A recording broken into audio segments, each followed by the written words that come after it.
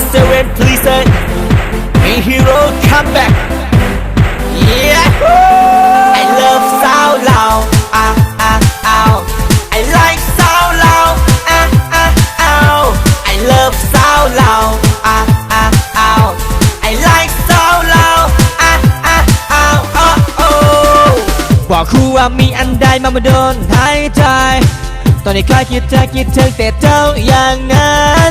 ทั้งที่หากก็หูจักกันแต่ว่าความรู้สึกมันผูกพันนั่งเฝ้าอยู่แต่หน้าคอมถ้าเจ้าออนไลน์แชทไปแชทมาเอาแท็กมาแท็กไปเกิดความสนใจเต็มทีสาวไทยที่คิดว่าเซ็กซี่เกาหลีญี่ปุ่นวันหนาแต่พอมาได้หูจักจนแล้วค่อยเริ่มเปลี่ยนใจ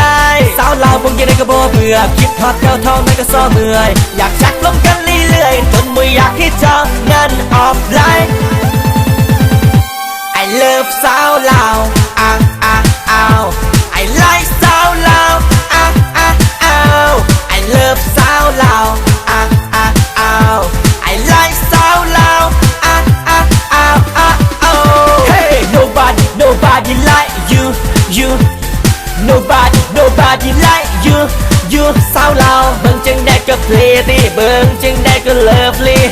กดไลค์ให้เจ้าไปเลย I like you หอยยิ้มของเจ้าไผ่โลกสดใสหอยยิ้มของเจ้าไผ่คอยยิ้มได้เขินอยากลมอยากบอกกับเจ้าทุกวันได้บ่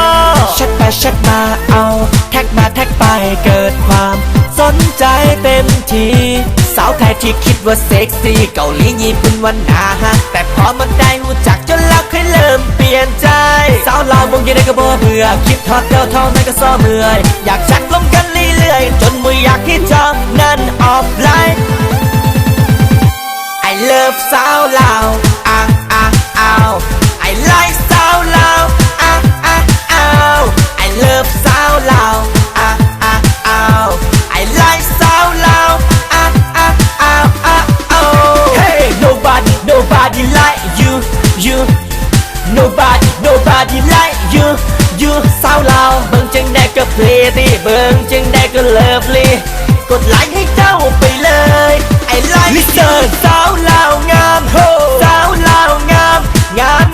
ด้วยกายงามด้วยวาจาสาวลาวงามสาวลาวงามและที่เจ้างามกว่าสิ่งใดก็คือหัวใจสาวลาวจักกี้ไลค์สาวลาวจักกี้เลิฟสาวลาวจักกี้ไลค์สาวลาวจักกี้เลิฟสาวลาวจักกี้ไลค์สาวลาว Hey nobody like you nobody like you สาวลาวเบิ่งจังได้ก็เพลตี้เบิ่งจังได้ก็เลิฟลี่กดไลค์ให้เจ้าไปเลย I like สาวลาว